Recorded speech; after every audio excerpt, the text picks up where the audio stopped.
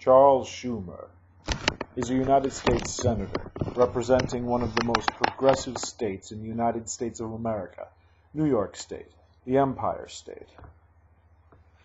So you would think that Senator Schumer, being a Democrat from that progressive, liberal state, would himself represent those progressive values.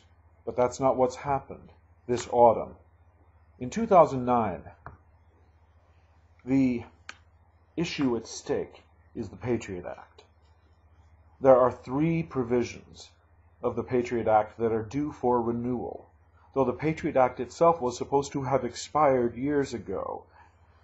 These 3 provisions are among the most abusive, unconstitutional measures that enable excessive government spying that clearly defies the Fourth Amendment's criteria for reasonable search and seizure.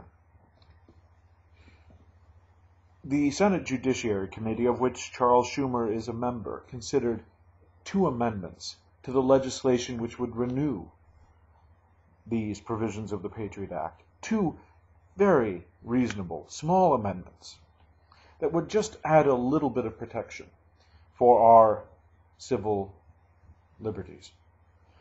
Protection from the enormous government spying programs that have sprouted out of the Patriot Act. These 2 amendments, very simply, would have required that when the Patriot Act spying powers are used, that they are used in ways that target agents of foreign governments or foreign organizations, that they be used for the purposes of gathering foreign intelligence, or that they be used in connection with terrorist organizations to gather information about their activities, their conspiracies within the United States and elsewhere. That's pretty simple.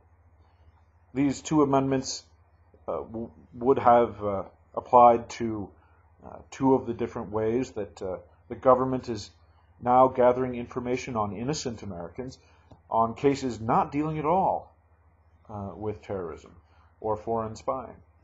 They would have applied to Section 215, by which the government grabs information from public databases, commercial databases, and they would have applied to national security letters, which the government has the power to issue and keep people silent, not even allowed to say that they have been issued a national security letter, but that they must give information.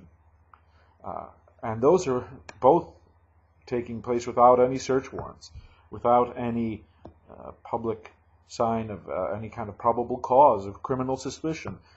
The evidence has shown, government audits have shown by the FBI itself, that these powers are being used almost exclusively for persecution of non-terrorists, people who often are not even suspected of any crime at all.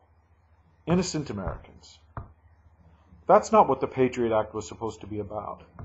But you know those 2 amendments? To offer that simple protection, that the spying has to be against foreign targets, it's got to be against people suspected in terrorism cases. That wasn't something that Senator Charles Schumer, from New York State, for goodness sakes, found he could support. For some reason, Senator Schumer voted against both amendments. You know, it's been 8 years now since that Patriot Act was passed.